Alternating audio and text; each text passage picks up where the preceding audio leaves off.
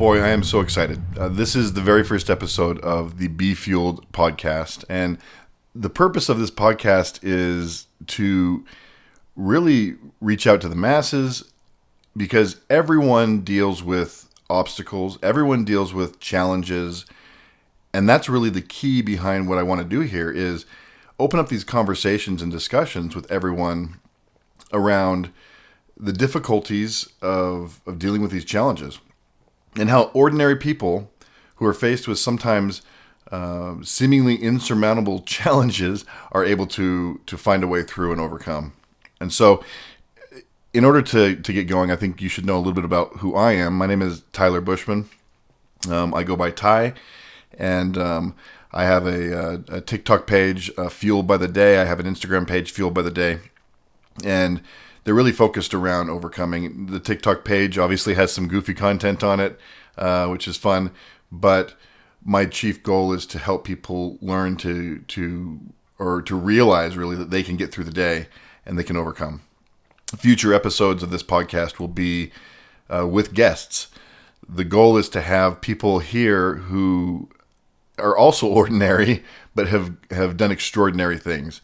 And these topics might range from overcoming addiction or weight loss, learning how to do that, or even becoming satisfied and happy with the weight you're at, overcoming heartache, pains and trials, difficulties with children, job loss. There really is no shortage. Death in the family. There's no shortage of challenges. And so we're going to have guests who are going to speak to those things. I have my own list of things to speak to and things that I want to talk about, but I feel like it would be great to be able to have people here and on this podcast or this video podcast to discuss those things. And so this very first episode, of course, is not going to be too long. It's really just an introduction to let you know who I am. So to that point, as I said, my name is Ty. I live in Saratoga Springs, Utah. I am divorced, a father of two. I have a 16-year-old son and a 13-year-old daughter. They are everything to me, and my ex-wife and I co-parent very well with them. She lives about 5 miles away, and she has them half-time, and I have them half-time. They come over to the house here and spend time with me, and then when they're not here, they're with their mom.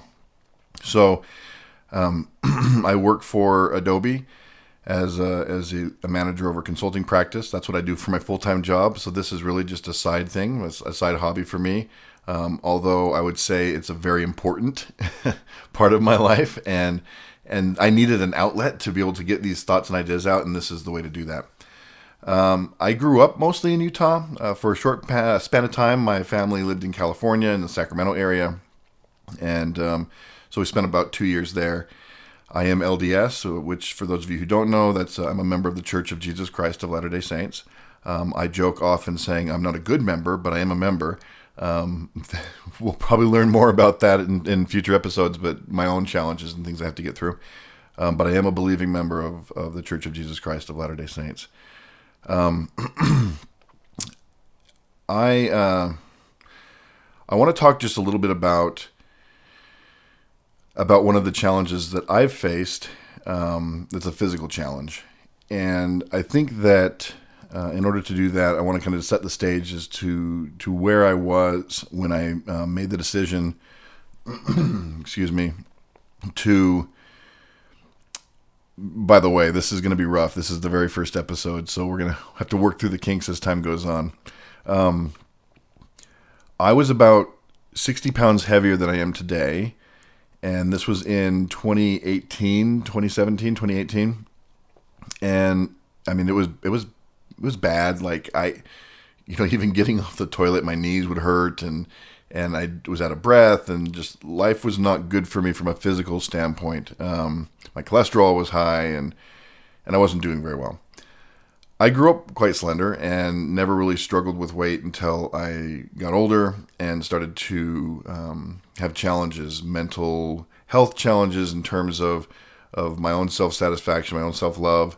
And I'm sure many of you can relate to this idea that you can wake up and everything in life can be seemingly going well, but you you can look at yourself in the mirror and man, you can hate who you are. And that's where I was.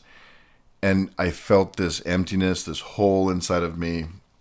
And I looked for a variety of ways to fill that emptiness, and smoking was one of them, drinking was one of them, and pornography was one of them. Anything I could find to try and fill this void inside of me, and I didn't know why. Like, I didn't know why I was feeling the way I was. I didn't know why I had this hole, and all I knew is there were a few kind of key points that, as I got older, certain things started to make sense to me. So one was I didn't remember much of my childhood. So from as early as you can imagine, someone might remember, until about age 10, I had very little memory. I have flashes, and actually, as I've addressed some of these things, I've gotten more of that memory back, which is fantastic. But at the time, and we'll say maybe 10 years ago, I had really zero memory of key events that I should have remembered. On top of that, I wet the bed until I was about 11 years old. So, knowing those two things, and knowing that I felt this emptiness inside me, I felt like there was something going on. And a major life event took place in 2016. And it was a traumatic life event that I may go into at some point, but it caused me to go seek a counselor.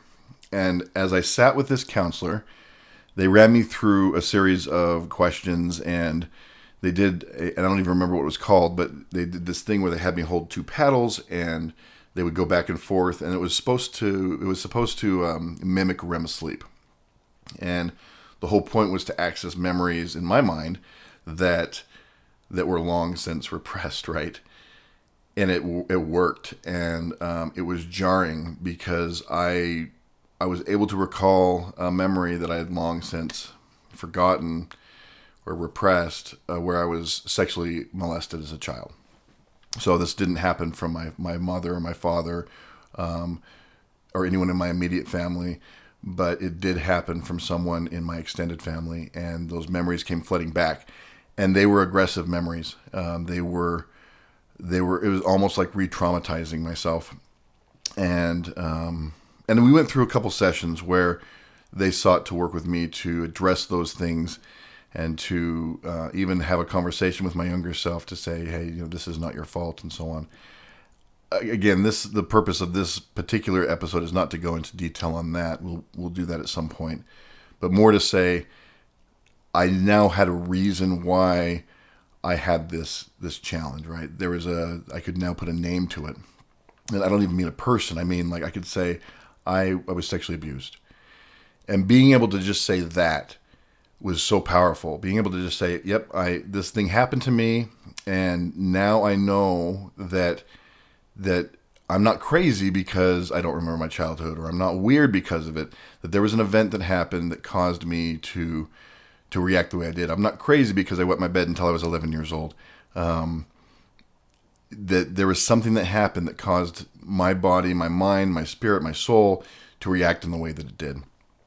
And so that led me on a bit of a journey as well. And so I tried to find other ways to cope that were maybe healthier. And one of the things I came across was Spartan racing. And so in 2019, and I had done a Spartan race in 2013, woefully unprepared for it, by the way. And if you don't know what Spartan is, you can look them up online. It's a SpartanRace.com or Spartan.com. They're obstacle course races. And they range. You can do anywhere from about 3 miles up to, they have a close to 30 miler, and then they have other events that even go further than that. And I was woefully unprepared for the one in 2013. I was not in shape. I was not ready to do it. I took the challenge from one of my friends. It was supposed to be a relay, like where I ran 3 miles and gave it to someone else, and they ran 3 miles. They canceled the relay right before the race and said, "Oh, well, we'll let you do the full race," which was 12 miles. I'm like, yeah, sure, why not? Not prepared for it. Ended up dropping out at about the 9 mile mark. I had a friend who was nice enough to drop out with me. I'm sure he could have continued. I could not. And so that went on hold right in 2013. It's like, oh, one more thing I failed at, is kind of how I thought at the time. but it was great to have I think that experience early on to be able to. It was great to have that experience early on to be able to springboard me into the Spartan racing that took place in 2019. And so in 2019, I ran my first race in Utah. It was about a 9-mile race, and it really kicked my butt. But I did it. I finished it, and I was super excited about that. And they had a race that was taking place in Lake Tahoe. And if you don't know Lake Tahoe, it's on the eastern end of California. Beautiful. I mean, everyone should know Lake Tahoe, but it's this beautiful lake, blue, crystal clear lake. And they held the Olympics there in the 50s. And there's this great village down at the foothills of these mountains. But it already starts at about 6,500 feet above sea level. And the race would take us up to, if I recall, it was around 8,500 to 9,000 feet twice, right? So we would ascend up to the 85 to 9,000 feet and then come back down again and then ascend up on another mountain range up to about the 8,500 feet mark and then back down again. And it spanned about, I think all said and done, it was about 14 miles. And I signed up for it. I'm like, yeah, let's do it. Either crazy or didn't really understand what it was. But I was at this point in my life, I was kind of like, wow, I'm just going to do these things. I'm just going to jump in with both feet and try. So I did. And the reason I bring up this is not to talk about everything that happened in the race, but really to talk about one particular point or one moment in the race. And in this moment, I had been probably engaged in the race for the first, it would have been about maybe 2 hours in. And I recall I didn't look back. And the race starts at this village, and almost immediately you're going uphill. Almost immediately you're going up this ski slope and of course this race takes place not in the winter, but in September. So there's no snow on the mountain. And you're going up this ski slope. And in, every half mile or so, you're doing an obstacle. You're climbing a wall, or you're carrying a boulder or something like that, right? Doing monkey bars. And so we're going up, stopping to do these obstacles. And I'm just keeping my eyes focused on what's ahead of me. And I'm looking up and it doesn't feel like it's getting any closer. I'm looking to the top of the mountain thinking, man, am I ever going to get there? And I was getting more and more tired, and my legs were hurting, and I felt like I was going to puke. And it was just over and over and over again as I put one foot in front of the other, thinking, why have I done this? Why did I make this decision? I'm not even, 2 hours into this race, and I'm already feeling like I can't do this. And at one point on that journey up, I had to stop, and I leaned over and was holding my thighs, which were just burning, and, doing everything I could. I'm one of these people that hates to throw up, and so I'm doing everything I can to not throw up, even though I know that throwing up would probably make me feel much better, but I'm trying not to. And for the first time in 2 hours, I turn around. And I'm not joking. I had not turned around. I had just kept my eyes forward, because in my mind I was thinking, if I could just keep my eyes forward and keep going, I'll be good. But for the first time, I stopped and I turned around. And I was thinking to myself, I haven't come very far. Everyone's passing me. I was more worried about that and what my destination was and everyone that was passing me than I was about the journey that I was taking. And so I stop and I turn around and I'm blown away. I'm looking down, 1,500 feet to the village that now is just a little teeny dot. And I can see everything, right? I can look out and I can see the lake and I can see for miles. And the thought I had immediately was, wow, look how far I've come. And that was the first time I considered that, right? That I could turn around and see how far I'd come. And whether it's one step or 1,000 steps, it was progress. And I was now, 1,500 feet further in elevation than I would have been had I not done it at all, right? And now I had this beautiful view. And that gave me the extra push I needed to continue forward. And so really the point is that as we go through this journey together, and I hope to have many people who will listen to this podcast. And like I said, I do apologize. This one's a little rough. It's new. The camera equipment that I got, it did not work. There's my obstacle. And so I'm using the camera on my iMac. Luckily, my podcasting equipment seems to be working. I'm filming it in quick time. Like, nothing is really turning out the way I was hoping it would turn out. But as time goes on, hopefully it gets better in terms of quality. But listen, if you listen to what we're talking about here, and if you come on this journey with me, no matter what you're dealing with, my hope is that you'll be able to stop and turn around and look, in a few thousand feet and say, wow, look how far I've come. And even today, if you're down on yourself and you're thinking, I just am not going, I'm a bad mother, I'm a bad dad, I'm a bad coworker, I don't do anything right, all the different things we tell ourselves that are actually lies, because a bad coworker wouldn't worry about being a bad coworker. A bad father wouldn't worry about being a bad father. A bad mother wouldn't worry about it. So when you're worried about it, you probably are doing better than you think you are. And if you stop and turn around and take a look, you'll see how far you've come. Now, is it where you want to be? No, that's okay though. Like, it's okay. It's okay to set small goals and say, okay, well, maybe I shouldn't be looking at the peak of the mountain. Maybe I should be looking at that next boulder. And I'm going to get to that next boulder, whatever that boulder is in your life, right? If I can just get the kids to bed, and fed, and then that's my next spot, right? If I can just, maybe you have a plan to read a book, but you're just going to read the title page, and that's okay. Like, you take small steps and watch your progress over time and be proud of the steps that you take. So I welcome you to continue to listen, to continue to watch, to download the podcast wherever it's served. The hope is that it'll be on Apple Podcast and other places as well. We'll make those announcements as time goes on. But thank you so much for listening to this already.